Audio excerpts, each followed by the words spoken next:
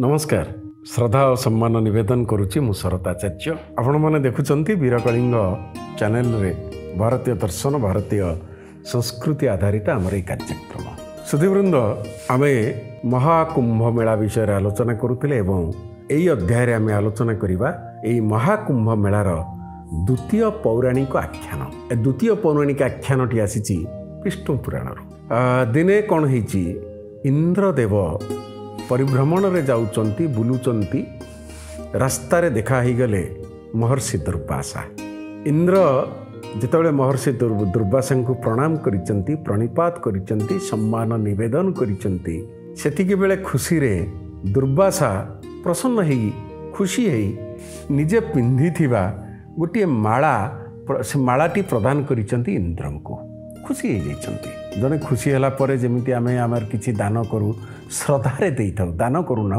श्रद्धारे देई थाउ एवं जहा श्रद्धारे प्राप्त होई थाए ताहा सदा बेले सम्मान पाइबार हकदार केही हमकु किछि श्रद्धारे दउची जदि श्रद्धाटी को आमे सम्मानर सहित न रखिले ताले से श्रद्धार अपमान हैला देइथिबा लोकटीर मध्य अपमान हैला एठी ठीक सही कथाटी घटिला इंद्र को जितेबाला ऋषि दुर्वासा महर्षि दुर्वासा मालाटी देइचंती इंद्र कौन कले तांकर से मालाटी को नहीं हाथी की पिंधे देले हाथीर बेकरे पकई देले हाथी से निजर सुंढरे से मालाटी को तार बेकरू काढ़ी गुड़े आनी काढ़ी तले पकई जमती कहते ना चकटी देला दली देला हाथी कि जाने मालार मूल्य एवं ये मालाटी ताकू किए देइचंती हाथी पाखे तार तो कौन मूल्य न थाए कारण मालाटी इंद्र को ही प्राप्त होइतिला महर्षि दुर्वासा ठारू श्रद्धारे जेतेबेले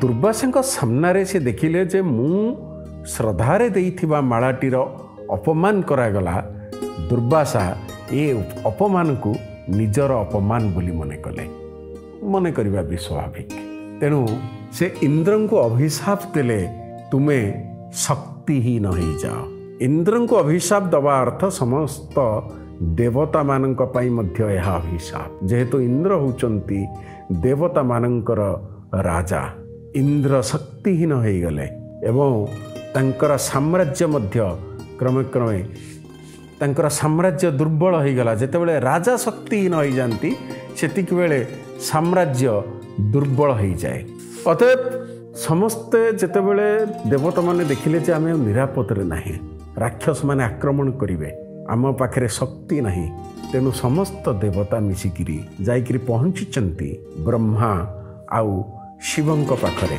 शरण रे पहुँची शिव और ब्रह्मा उभय को कहते विष्णु को प्रार्थना करने पई कारण उभय कहते यार समाधान विष्णु पाखरे अच्छी भगवान विष्णु पाखरे अतएव आमे तांकर ही परामर्श नेबा समस्त देवगण जाइकिरी पहुँची विष्णु पाखरे परामर्श नहीं एवं भगवान विष्णु कहते जे ये जो शक्तिहीन आमे हो जाइछंती देवता माने से शक्ति को प्राप्त करिबा पई अमृतर आवश्यकता अछि अमृत अछि कोठी समुद्र रे बाहरिबो केमिति समुद्र मंथन कले अतएव विष्णु परामर्श दैछंती जे समुद्र मंथन करिबा ता भितरु जो अमृत बाहरिबो से अमृत को पान कला परे देवता माने पुणी तांकर शक्ति को फेरी पाइबे समुद्र मंथन देवता माने एका करि परिबे नाही दैत्य मानकर आवश्यकता अछि तो दैत्य मानक सहित जोगाजोग करा जाइछि दैत्य मानकु राजी करा जाइछि प्रलोभित करा जाइछि यह कहा जाइछि जे ये समुद्र को आमे मंथन करिवा ये समुद्र भितर जहा बाहरिबो सबु तमर अधे आमर अधे तमे नब आमको दब दैत्य माने विश्वास करी गले भाविले समुद्र बहुत भल जिनस बाहरिबो ये देवता माने आमको तो इमिति भल जिनस दौना आमको तो घृणा करुचंती तेणु ये समुद्र जहाँ बाहर शर्त अनुसार आम ताहा पाइबा अतएव देवता दानव मिसी समुद्र मंथन पई प्रस्तुति चलिला ये समुद्र मंथन रे रसी हेले किए से बासुकी एवं कच्छप भेषरे भगवान रहिले मंदिरा पर्वत को घोरा हब कच्छप भेषरे तले रहिले भगवान विष्णु ये चलिला समुद्र मंथन रु कौन कौन बाहरिला सी आउ गोटे अध्याय मु किंतु गत अध्याय आपण मानू कही ना से जो कहबी ସାପ ମାନଙ୍କର ଜିଭଟା କାହିଁକି ଦୁଇ ଫାଳ ହେଲା? ସମୁଦ୍ର ମନ୍ଥନରୁ ଯେତେବେଳେ ହଳାହଳ ବିଷ ବାହାରିଛି, ସେ ବିଷର ପ୍ରକୋପ ଏତେ ହେଇଛି ଯେ ଦେବତାମାନେ ଆଉ ଦାନବ ସମସ୍ତେ ମୂର୍ଚ୍ଛା ଯିବା ଅବସ୍ଥାକୁ ଆସିଛନ୍ତି। ସମଗ୍ର ପୃଥିବୀ ଧ୍ୱଂସ ହୋଇଯିବା ଅବସ୍ଥାକୁ ଆସିଛି। ଅତଏବ ସେ ହଳାହଳ ବିଷକୁ ପାନ କଲେ କିଏ? ସେ ଦେବ ଦେବ ମହାଦେବ ଶିବ ରୁଦ୍ର ବିଷ ପାନ କରିବା ଯୋଗୁଁ ତାଙ୍କର କଣ୍ଠ ନୀଳ ହୋଇଗଲା। ତେଣୁ ତାଙ୍କୁ କୁହାଗଲା ନୀଳକଣ୍ଠ। ବିଷ ପାନ କରିବା ବେଳେ କିଛି ବିଷ ପଡ଼ିଯାଇଥିଲା ପୃଥିବୀ ପୃଷ୍ଠରେ ଏବଂ ତାକୁ ସାପ ଯେତେବେଳେ ଯାଇ ଖାଇଛନ୍ତି, ତାଙ୍କର ଯେଉଁ ଜିଭ ଥିଲା ବିଷର ଅଳ୍ପ ଖୁବ୍ କମ୍ ମାତ୍ରା, ଅଣୁ ମାତ୍ରାରେ, ପରମାଣୁ ମାତ୍ରାରେ ତାର ପ୍ରଭାବ ଏତେ ଥିଲା ଯେ ସାପମାନଙ୍କର ଜିଭ ବି ଦୁଇ ଫାଳ ହୋଇଗଲା। ସେଇଦିନ ଠାରୁ କୁହାଯାଏ ଯେ ସାପମାନଙ୍କର ଯେଉଁ ଜିଭ ରହିଛି ସେ ଜିଭ ଦୁଇ ଫାଳ ହୋଇଯାଇଛି। ସମୁଦ୍ର ମନ୍ଥନ ହେଇଛି, ଅମୃତ ବାହାରିଛି ଏବଂ ଦେବତାମାନେ ଜାଣିଥିଲେ ଯେ ଅମୃତକୁ ଯଦି ଦାନବମାନେ ପାନ କରିବେ ତାହେଲେ ସେମାନେ ଅମର ହେଇଯିବେ, ଦେବତାମାନଙ୍କୁ ହଇରାଣ କରିବେ, ସ୍ୱର୍ଗପୁର ଛାରଖାର ହେଇଯିବ। ତେଣୁ ତାଙ୍କ ଭିତରେ ଗୋଟେ ଦ୍ୱନ୍ଦ୍ୱ ହେଇଛି, ଗୋଟେ ଯୁଦ୍ଧ ହେଇଛି ଦେବତା ଆଉ ଦାନବମାନଙ୍କ ମଧ୍ୟରେ। ଏ ଯୁଦ୍ଧ 12 ଦିନ 12 ରାତି ଚାଲିଛି।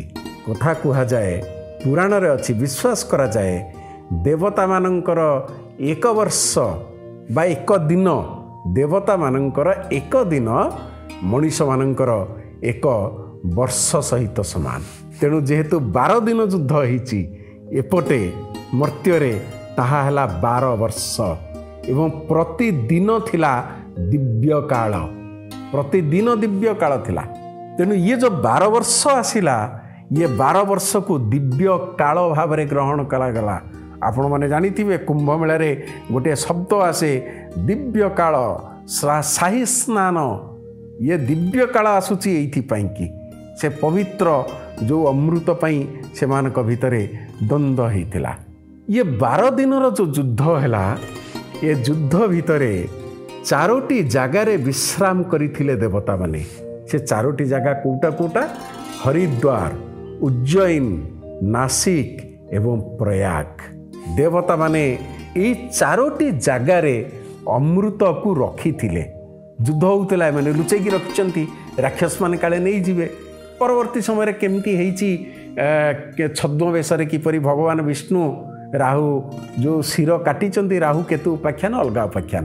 କିନ୍ତୁ ଇଏ 4ଟି ଜାଗାରେ ହରିଦ୍ୱାର, ଉଜ୍ଜୟିନୀ, ନାସିକ ଏବଂ ପ୍ରୟାଗ, ଇଏ 4ଟି ଜାଗାରେ ଯେହେତୁ ଅମୃତ କୁମ୍ଭକୁ ରଖାଯାଇଥିଲା, କୁମ୍ଭ ମେଳା ଯେଉଁ ନାଁ ଆସିଛି ସୁଧୀବୃନ୍ଦ, ସେଇଥିପାଇଁ ଯେଉଁଠି ଅମୃତ ତ ଏତେ ପବିତ୍ର, ଯେଉଁଠି ତାର କୁମ୍ଭ ରହିଯାଏ ନା, ତାହା ମଧ୍ୟ ପବିତ୍ର ହୋଇଯାଏ।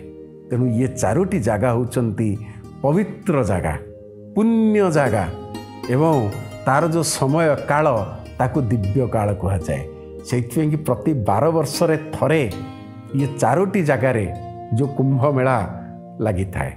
144 ବର୍ଷରେ କାହିଁକି ଲାଗିଥାଏ, ଆସନ୍ତା ସଂଖ୍ୟାରେ ଆଲୋଚନା କରିବା ଯେ ମହାକୁମ୍ଭ ମେଳା କାହିଁକି 144 ବର୍ଷରେ ହେଇଥାଏ। ଅତଏବ ସୁଧୀବୃନ୍ଦ, ଇଏ 2ଟି ପୌରାଣିକ ଉପାଖ୍ୟାନ ଥିଲା ମହାକୁମ୍ଭ ମେଳାକୁ ନେଇକରି। ଏବଂ ଇଏ କୁମ୍ଭ ମେଳା ଭିତରେ ଯେଉଁ ଦିବ୍ୟ କାଳ ଅଛି, ସାହି ସ୍ନାନ ଅଛି, ଯାହାକୁ ସମସ୍ତେ ଅତି ପୁଣ୍ୟ ସ୍ନାନ କହିଥାନ୍ତି। ଏବଂ କୁମ୍ଭ ମେଳାର ଆହୁରି ଅନେକ ରୋଚକ ଉପାଖ୍ୟାନ ଅଛି ନାଗା ସାଧୁମାନଙ୍କର। ଆସନ୍ତା ସଂଖ୍ୟାରେ ଆମେ ସେସବୁକୁ ବିସ୍ତୃତ ଭାବରେ ଆପଣମାନଙ୍କ ସାମ୍ନାରେ ରଖିବାକୁ ଚେଷ୍ଟା କରିବୁ। ଆପଣମାନେ ଆମର ବୀର କଳିଙ୍ଗ ଚ୍ୟାନେଲ୍, ଯେଉଁଥିରେ ଭାରତୀୟ ଦର୍ଶନ, ଭାରତୀୟ ସଂସ୍କୃତି ସହିତ ସାହିତ୍ୟ, କଳା, ଜଗତର ନାଥ ନୀଳାଦ୍ରି କନ୍ଦରବାସୀ ପରମ କାରୁଣିକ କୋଟି କୈବଲ୍ୟନାଥ ପ୍ରଭୁ ଜଗନ୍ନାଥଙ୍କର ଅପୂର୍ବ ଲୀଳା ଖେଳା ବିଷୟରେ ବର୍ଣ୍ଣନା କରାଯାଇଛି।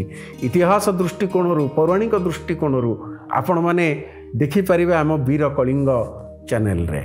ଆପଣମାନଙ୍କର ଯଦି କିଛି ପ୍ରଶ୍ନ ଅଛି ତାହେଲେ ଆମକୁ ସେ ପ୍ରଶ୍ନ ପଚାରନ୍ତୁ। ରହୁଛୁ, ନମସ୍କାର। ଆସନ୍ତା ସଂଖ୍ୟାରେ ପୁଣି ଦେଖା ହେବ।